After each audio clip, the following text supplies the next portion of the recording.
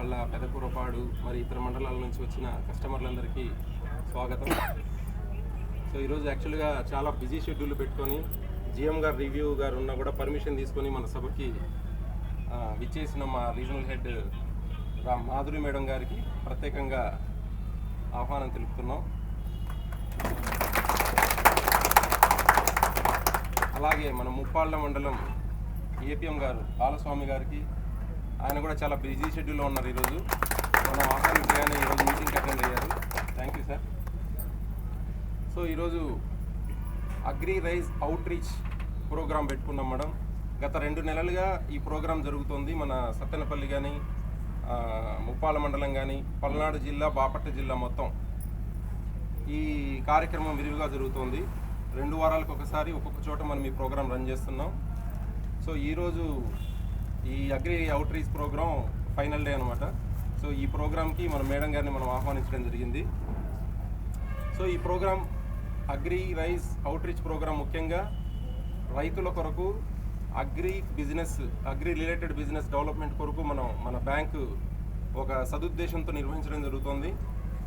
So ఇందులో భాగంగా వ్యవసాయ సంబంధిత రంగాలకి ఫైనాన్స్ ఎలా ఇవ్వాలి, ఎలా మీకు అవగాహన ఏర్పరచాలి, మీకు ఎలా బ్యాంకు తోడుగా ఉంటుందని ఒక అవగాహన ఏర్పరిచి మీకు రుణాలు ఎంత విరివిగా దొరుకుతాయని విశ్లేషించి చెప్పి మనకు రుణాలు ఇవ్వడానికి మనం ఈ క్యాంపెయిన్ అనేది స్టార్ట్ చేయడం జరిగింది.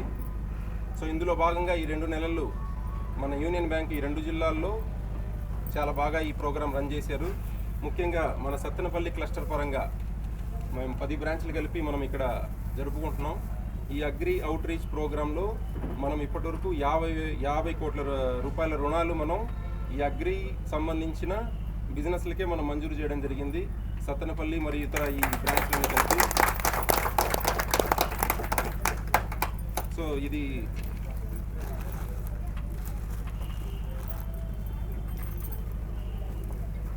ముఖ్యంగా మన దేశం 2 రంగాల మీద ఆధారపడి ఉంది. ఒకటి పారిశ్రామిక రంగం, ఒకటి వ్యవసాయ రంగం.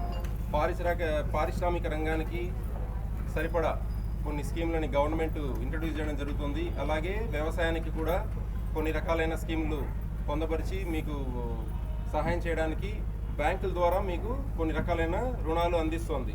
రైతు అంటే కేవలం ఒక క్రాప్ లోన్ తీసుకునేసి అక్కడ క్రాప్ లోన్ వరకే ఆయన బ్యాంకుని యూజ్ చేసి ఎక్కడితో వదులుతున్నాడు. అలా కాదు, వ్యవసాయ అనుబంధ రంగాలకు కూడా మీరు రుణాలు పొందాలి. దాని ద్వారా డెవలప్ కావాలి. మీ డెవలప్మెంటే దేశ అభివృద్ధికి దోహదపడుతుంది.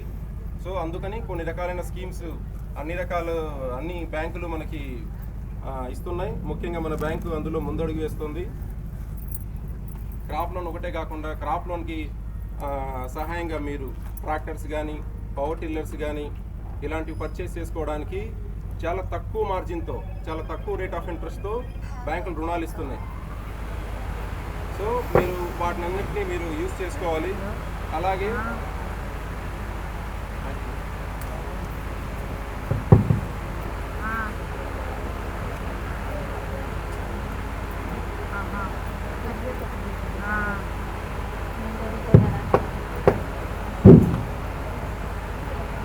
అలాగే మీకు ఈ దగ్గరలో పౌల్ట్రీ బిజినెస్ చేసుకోవడానికి కూడా బ్యాంకులు చాలా సులభతరమైన తరహాలో లోన్లు ఇస్తుంది. దానికి నాబార్డ్ నుంచి సబ్సిడీలు కూడా వస్తున్నాయి. సో మీరు